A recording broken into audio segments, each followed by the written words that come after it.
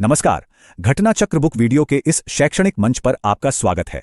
हमारा उद्देश्य है ज्ञान को सरल, स्पष्ट और सुलभ रूप में आप तक पहुंचाना।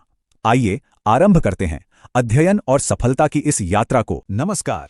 आज हम बात करने वाले हैं कि हमारे राज्यों में कानून कैसे बनते हैं और अगर उन कानूनों को कोई तोड़े तो न्याय कैसे मिलता है। तो चलिए राज्य की शक्ति के इस पूरे ब्लूप्रिंट को समझने की कोशिश करते हैं।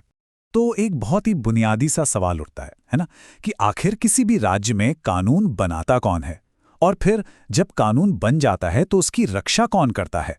आज हम इन्हीं दो बड़े स्तंभों को समझेंगे। एक तरफ राज्यपाल की विधायी शक्ति और दूसरी तरफ उच्च न्यायालय की न्यायिक शक्ति। तो चलिए कहानी की शुरुआत करते हैं राज्यपाल की शक्तियों से। अब सोचिए, राज्य की विधानसभा ने एक बिल पास कर दिया, तो क्या वो तुरंत कानून बन गया? नहीं, बिल्कुल नहीं। उसे कानून बनने से पहले एक आखिरी पड़ाव पार करना होता है। एक बहुत जरूरी मंजूरी लेनी होती है, और वो है राज्यपाल की मंजूरी। और ये बात हमारा संविधान एकदम साफ साफ कहता है।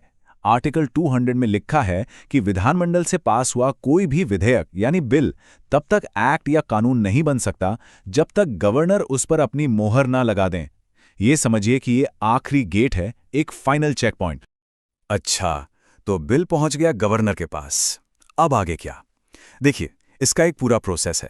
ऐसा नहीं कि बस देखा और साइन कर दिया। सबसे पहले बिल रिसीव होता है, फिर गवर्नर उसे अच्छे से रिव्यू करते हैं, उस पर विचार करते हैं और फिर जाकर अपना फाइनल फैसला सुनाते हैं। अब इस फाइनल फैसले में गवर्नर के पास मोटे तौर पर 3 ऑप्शन होते हैं। पहला, वो बिल को हाँ कह दें, अपनी अनुमति दे दें और वो कानून बन जाए। दूसरा, वो अपनी सहमति रोक लें, जिसका मतलब है कि बिल वहीं पर खत्म हो गया। और एक तीसरा बहुत ही दिलचस्प ऑप्शन भी है, वो बिल को राष्ट्रपति के विचार के लिए रिजर्व कर सकते हैं। और जब ऐसा होता है, मतलब जब बिल प्रेसिडेंट के पास जाता है, तो पिक्चर में आता है आर्टिकल 201। अब फैसला लेने की पावर राज्य से निकलकर सीधे सेंटर के पास यानी राष्ट्रपति के पास चली जाती है। ये सेंटर स्टेट पावर बैलेंस का एक क्लासिक एग्जाम्पल है। गवर्नर के पास एक और बहुत खास पावर है, और वो है ऑर्डिनेंस जारी करने की शक्ति। अब ये ऑर्डिनेंस क्या होता है? ये एक तरह का टेम्पररी कानून है। इसे तब लाया जाता है जब विधानसभा सेशन में न हो। लेकिन मजे की बात यह है कि इसकी ताकत बिल्कुल एक नॉर्मल कानून जितनी ही होती है। ये पावर उन्हें मिलती है आर्टिकल 213 से, और इसका मकसद बहुत सीधा है। ये पक्का करना कि जब विधानसभा नहीं चल रही हो और किसी कानून की बहुत ज्यादा जरूरत आन पड़े, तो सरकार का काम न रुके और जरूरी कदम उठाए जा सकें। तो ये तो हुई कानून बनाने की बात। अब आते हैं दूसरे पहलू पर। कानून की रक्षा कौन करेगा? यहां एंट्री होती है हमारे सिस्टम के दूसरे बड़े पिलर की, जो है राज्य का उच्च न्यायालय यानी हाईकोर्ट। हमारा संविधान का आर्टिकल 214 और 216 कहता है कि हर राज्य के लिए एक हाईकोर्ट होगा। मतलब ये स्टेट की जुडिशरी में सबसे ऊंची अदालत है, न्याय का सबसे बड़ा केंद्र। और आर्टिकल 215 हाई कोर्ट को एक बहुत खास दर्जा देता है, कोर्ट ऑफ रिकॉर्ड का। इसका मतलब क्या हुआ? इसका मतलब ये कि हाई कोर्ट के सारे फैसले रिकॉर्ड किए जाते हैं, और वो आगे आने वाले केस के लिए एक मिसाल, जिसे प्रेसिडेंट कहते हैं, बन जाते हैं। इतना ही नहीं, अगर कोई कोर्ट की तौहीन करे तो उसे सजा देने की पावर भी हाई कोर्ट के पास होती है। तो सवाल यह है कि इतने पावरफुल इंस्टीट्यूशंस को चलाते कौन है? जी हां, अब हम बात करेंगे जजों की। कैसे होता है इन न्याय के प्रहरियों का सिलेक्शन, और क्या है अपॉइंटमेंट का पूरा प्रोसेस। आखिर कौन बन सकता है हाई कोर्ट का जज? इसके लिए क्या क्वालिफिकेशन चाहिए? इसका जवाब मिलता है आर्टिकल 217 में।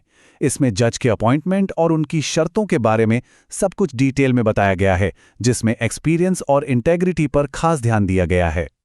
और शर्तें वाकई काफी सख्त हैं। पहली बात, भारत का नागरिक होना जरूरी है।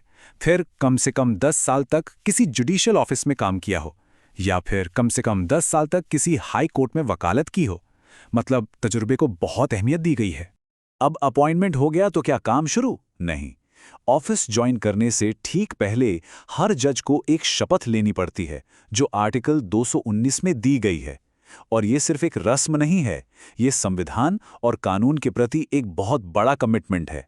इस शपथ में एक लाइन है जो सब कुछ कह देती है, मैं विधि द्वारा स्थापित भारत के संविधान के प्रति सच्ची श्रद्धा और निष्ठा रखूंगा। सोचिए, कितनी बड़ी जिम्मेदारी है ये।